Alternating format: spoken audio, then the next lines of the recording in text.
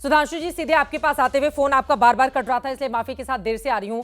ये जो landslide victory है भारतीय जनता पार्टी की, आखिर बीजेपी के भीतर वो क्या है? क्योंकि तमाम जितने राजनीति के चाणक्य हैं, खासतौर से शरद पवार को भी कहा जा रहा था, कहां वो आकर 10 सीटों पर यहां सिमट गए।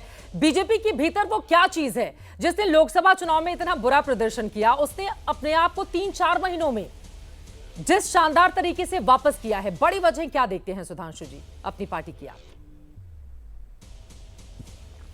देखिए, जो महाराष्ट्र में सफलता मिली है उसमें मैं 3-4 कारण मानता हूं कि तो हमारी सरकार ने बहुत शानदार काम किया, हमारी पार्टी और सहयोगी पार्टियों के संगठन ने बहुत मेहनत के साथ काम किया, और प्रधानमंत्री श्री नरेंद्र मोदी जी के प्रति जो विश्वसनीयता है, देखिए यहां पर मैं क्रेडिबिलिटी की बात कह रहा हूं। राजनीति में मोदी जी विश्वसनीयता की, प्रामाणिकता के प्रतीक हैं और विपक्ष विश्वसनीयता के संकट का प्रतीक है। यानी Modi ji the symbol of credibility in politics and opposition has become the crisis of credibility in politics. उसका योगदान रहा। और मैं दूसरी बात कहना चाहूंगा, लोकसभा चुनाव में 2 बातें थी।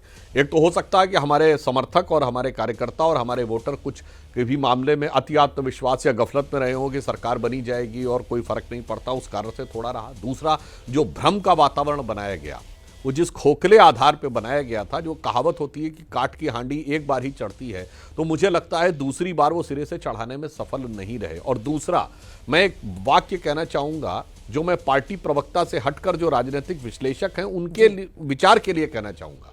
पॉलिटिक्स में एक सिद्धांत होता है कि if you have to choose between your character and strategy, character का मतलब political character, then leave the strategy, be with the character. You can survive without strategy, but you cannot survive without character. मतलब राजनीति में जो आपका राजनीतिक मूल विचार है, चरित्र, उसमें और स्ट्रेटजी की बात हो तो एक बार स्ट्रेटजी को छोड़ दीजिएगा, अपना मूल विचार बना के रखिएगा, क्योंकि हो सकता है 1-2 बार आप झटका खाएं रणनीति में, मगर लॉन्ग टर्म में वही पार्टियां आगे रहती हैं जो अपना मूल चरित्र बचा के रखती हैं। और चित्रा जी, मैं कह सकता हूं 70 साल के इतिहास में आप देख लीजिए कि धारा 370 हो, राम मंदिर हो, घुसपैठ का मुद्दा हो, राष्ट्रीय सुरक्षा हो, आतंकवाद हो, बीजेपी ने जनसंघ के जमाने से आज तक कभी स्टैंड चेंज नहीं किया। और मोदी जी के जमाने तक आते आते 19 स्टैंड्स में हमने नए कीर्तिमान उठाए। और बाकी जो राजनीतिक दल हैं, इन्होंने अपना कोई एक स्टैंड ऐसा नहीं है जिसपे 70 साल पहले भी कायम थे। जो दल हैं, जो 70 साल पुराना दल और आज भी कायम है। बताइए, किसी जमाने में जो कांग्रेस कहती थी जात पे न पात पे, इंदिरा जी की बात पे मोहर लगेगी हाथ पे, आज ये सब बोलने लगे।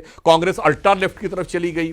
तो इसलिए मैं कहना चाहता हूं कि ये भारतीय जनता पार्टी के प्रति जनता का विश्वास, मोदी जी की लोकप्रियता और उसकी प्रामाणिकता के कारण हमें ये बड़ी भारी जीत हासिल हुई, और जिसमें सरकार के द्वारा किए गए शानदार कार्य भी हैं और जमीनी आधार पर जो काम करते हैं उसका एक महत्वपूर्ण योगदान यहां पर। मेरे सहयोगी दिबांग आपसे सवाल पूछना चाह रहे हैं। दिबांग, सुधांशु जी, आप क्या समझते हैं जो नारा लगा, और वो नारा एक तरीके से योगी जी ने लगाया, फिर एक तरीके से प्रधानमंत्री मोदी ने लगाया, उसका कितना रोल रहा?